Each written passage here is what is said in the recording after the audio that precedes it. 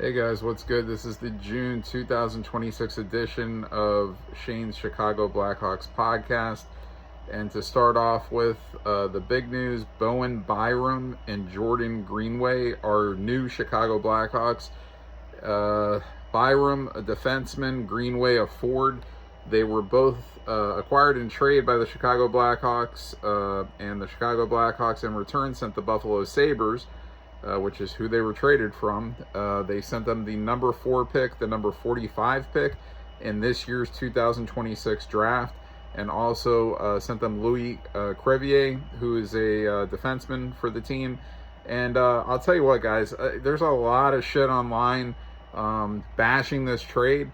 To get somebody the caliber of Bowen, you have to give up something, even if it's the number 4 pick, because the big thing about this is, I think the reason that this trade is catching the most grief is because this is the last year of his contract, Byram, and people are like, well, man, if the Blackhawks gave up these picks and, Crevier and then Byram walks, then it's a waste. Because, Greenway, he's like a 4th line player, or maybe even an inactive, most games. So, and he's got a year left on his contract, but he's a guy that should make the team. Probably, I guess, would get a spot on the team. And look, Buffalo, they weren't going to be able to pay this guy going forward with, I guess, the contracts that they've already have assembled, or maybe a couple other guys that they want to pay. They just can't. They're not going to be able to afford him, because this guy is going to probably be at least a $10 million player next year.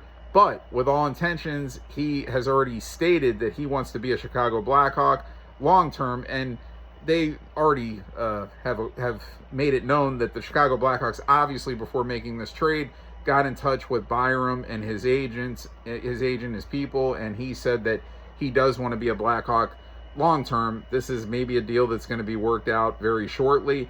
Look, this guy is a scoring defenseman. He's a guy that could play next to Connor Bedard on the first line, and he's a fast guy.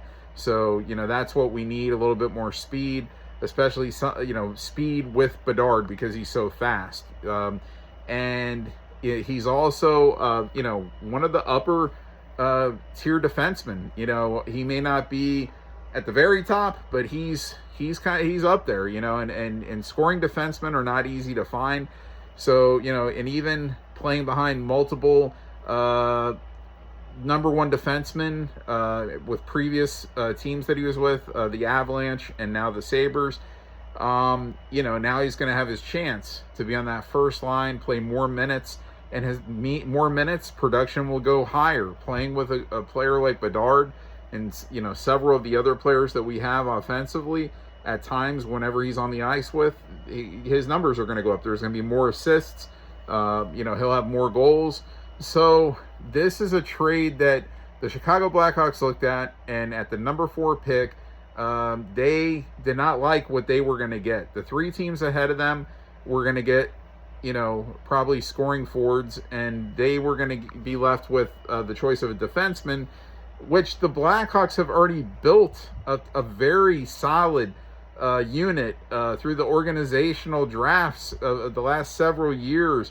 The Renzels and Levshinovs and Vlasics and, Korchinski, is he going to make the team? I don't know. But they've got Del Mastro. They've got a lot of young guys that are there, and these guys are in year 1 and year 2. So, like, most of them. So they got to develop, and have a chance to develop and get better. And they want a guy like this that's proven, that's, already shown that upside. He's been a part of a championship team in Colorado. They want this guy to come in and be technically the veteran of the group, but he's only 25 years old. So he's still a kid himself, but he's already been in the league for, 5-6 years, I think. So, look, I don't think it's anything wrong with this trade when you're saying, I want to get this player because I feel like he's better than the defenseman that we're going to get at the number 4 pick. That's all it is. And Buffalo, that's what they wanted. It's like, hey, look, if I'm sure the Blackhawks didn't just come out and offer the number 4 pick right off the bat. They probably said, hey, we'll throw you some second rounders and, you know, I don't know, you know, maybe a late first rounder from next year, because I think they have 3 first-round picks next year. Like, I'm sure they came low, and then Buffalo said, hey, look, no, we want the number 4 pick this year, the number 45 pick this year, and throw in Crevier, who's been in the league for a couple of years, and we have a deal, okay, and we'll throw in Greenway, and that's what happened. And, you know, again, people got to understand the Blackhawks have an assortment. This is what this team is mostly made of, is draft picks from the last few years. This is a very young hockey team, and it still is when you're adding a player like this at 25 years old. That can score. That can score. He's a scoring defenseman. And then all the other talented guys that we have on this team, you know, Frondell just coming over, and, you know, just they've got, you know, Frankie Nazir and, you know, a lot of talent. Obviously, Bertuzzi, a really good, you know, veteran on the team, 30-plus goals last year. The Blackhawks, you have to have, you know, give these kids, you know, a chance. Oliver Moores, the Ryan Greens, you got to give these kids a chance. And still, Bedard, Nazar, I always pronounce it differently. Anyway, Frankie Nazar, that's how I say it. I think it's Nazir is how it's actually pronounced. But these are the kind of guys, and obviously Frondell, who just came over at the end of last year, among others. And you got to give these guys time to, Nick Lardis, you got to give these guys time to develop, man. You're not going to just see, you know, 30 goal potential, 20 plus goal potential, whatever, you know, day one all the time. You know, it might take a couple of years for these guys to fully be what they're going to be. So, and Bedard really just started coming into a bigger season last year after having 2 solid seasons to start his career, and there's been some injuries mixed in there. But I think it's a good trade. I see the point of the trade. And again, Davidson, the general manager, he looked at it and he believes that number 4 pick, what the Blackhawks were going to get, is not as good as what he got by trading it. Plain and simple. And the number 45 pick, that's going to amount to probably nothing. And Crevier, he looked okay. You know, he had his moments, and he's a big guy. But, you know, hey, Vlasic's a big guy. They already got a really big guy. And, you know, hey, they probably like Crevier, but not as much as they like Bowen. So, guys, yeah, that's the way it goes, you know. And I think this trade is going to benefit the Blackhawks. He's going to sign long-term. And we'll see what else they do. They're going to have money. Obviously, Bedard's next contract is coming. We'll see how many years he gets. We'll see the annual amount of money he gets. Are they going to go and try to bring in Jason Robertson from Dallas? Like, they have the money to put down on on an offer sheet. He's a restricted free agent. You know, they could put down a big ass amount of money that Dallas might not be able to match. But, you know, are you going to put down $15-16 million to lure Robertson when, you know, you're looking at this team the way it's been built? And, you know, you got Nazar under contract. Bedard's going to be under contract. But then some of the other guys, they're eventually going to, you know, come to, you know, Frondell and some of these other guys.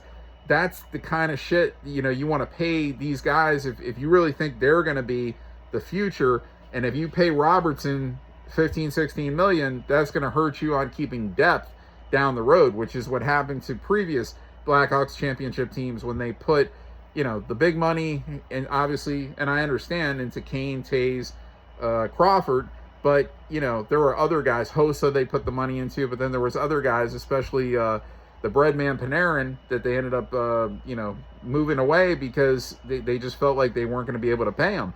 And, you know, that's the kind of decisions you got to make. So, I mean, I'm not saying that I don't want Jason Robertson on this team. That would be instant help, instant big offense that would come in. So it's possible. They got the money. So we'll see what happens. Otherwise, you know, you kind of look at a lot of these names that are available, and it's like, you know, what was it? Went from, he was with St. Louis, I think, went to Washington in a sign and trade, and he got an 8-year extension there. So he was rumored to possibly be, you know, going to Chicago, but that didn't work. there's not that many names that stick out like, really good goal scoring types. Of course, Bedard is a restricted free agent. He will re-sign with the Blackhawks. And then we'll see what happens with Jason Robertson. And then, hey, there could be other trades that we don't think are going to happen that maybe are, so there might be, like a Nice from Toronto that still happens somehow, like they could throw Toronto future first round picks next year. So Nice is still a really young guy. I was actually not understanding why they would want to trade him, because this is the kind of player you want to have on helping Austin Matthews. And he's a young kid. It's not like he's a veteran and you're going to, he's at the end of the ropes, or he's not as good as he was, in his prime years. This kid is probably just going to get better and be like a 30-plus goal scorer, and he's only like 23, I think, or 22. So I think Chicago is going after him, and they've been. And like Toronto, I think there's like fake feelers that like they're putting shit out to see what they could get for him. But at the end of the day, I don't think he's going to get traded. And I think Chicago probably tried, and they went to this. They went to, they wanted a veteran defenseman, and this is one that can score, and they got him. So guys, I also, two other things before I end this. Kyle Calder, former forward for the Chicago Blackhawks. I believe he also played with the Kings. He passed away. I believe he's only 47 years old, man. That's sad. A year younger than me, or actually almost 2, because I'll be 49 soon. And said just a brief illness. I don't know what he was dealing with, but that's a shame. And it's just a shame. Rest in peace. And Jonathan Toews, the great former Chicago Blackhawk, he has announced his retirement, and he will be a Hall of Famer. So hopefully maybe the Blackhawks give him some kind of a job, a front office job, or something, down the road, where he could come back and be around the organization. And, look, I did this. This is coming out right before the draft, and I kind of did this because the Blackhawks aren't going to have much of a draft. not first round wise. Those two, they're gone. So, this is going to be later picks and shit. And, I can talk about that, the next month, next episode. And then I'll have, I'm sure, the finalization of the Bedard contract in July, because free agency starts, I believe you could start signing players July 1st for this in the NHL. So that's next week. So, and then, I'll probably, whatever other moves they make, I'll have that information. I'll combine it with what they did at the draft. I just wanted to get this news out because it just happened the other day. And that's it, guys. We're building, and we've built. I think this team is good, man. I thought this team was good last year. I just think, some guys, Frondell, Kanserov now coming over, like certain guys, they weren't over yet. They weren't on the team from game 1 last year. Bedard got hurt again last year. Spencer Knight, that was his first year as a full-time starting goalie. So I think, he was wearing down. I've said this as the season was going.